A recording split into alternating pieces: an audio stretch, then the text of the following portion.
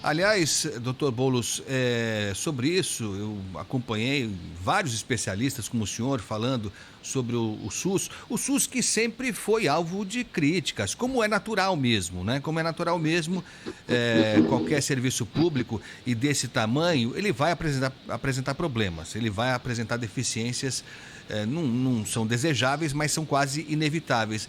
Mas eu não sei se o senhor concorda, doutor, que esse período de pandemia, que foi trágico, foi cruel mesmo, apesar disso tudo, apesar da condução inadequada em alguns momentos de todo o processo de encaminhamento de pacientes, de distanciamento social, enfim, tudo mais que a gente viu, até de construção de hospitais de campanha, mas no meio de toda essa confusão, me parece que foi o SUS que garantiu algum tipo de eficiência nisso tudo, né, doutor Boulos?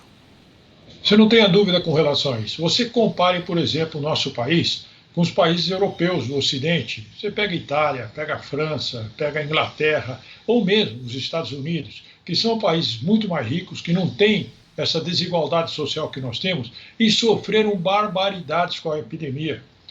Você vê na Itália, na Lombardia, a região mais rica da Itália, eles não tinham UTI para internar os pacientes. Eles tiveram que improvisar centro cirúrgico para fazer UTI, tiveram que optar o respirador, que para quem que ia, eles davam para o mais jovem contra o mais velho, ou seja, bancando Deus, né? Quem ia viver, quem ia morrer. Porque eles, apesar de todo o dinheiro, e pela privatização, a maior parte do sistema de saúde deles, eles não conseguiam dar vazão a todo o processo.